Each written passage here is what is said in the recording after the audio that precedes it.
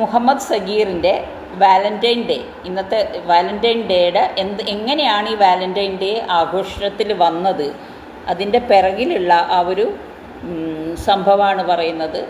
അതെല്ലാവർക്കും അറിയുന്ന കാര്യമാണ്. ഒരു കത്തോലിക്ക ബിഷപ്പ് അദ്ദേഹം പ്രണയിക്കുന്നവരെ ഒന്നിപ്പിക്കുന്ന, അവരെ വിവാഹം കഴിപ്പിക്കുന്ന ഇക്കാര്യത്തിൽ മുൻകൈയെടുത്ത് അദ്ദേഹം വിവാഹം കഴിപ്പിക്കുകയായിരുന്നു.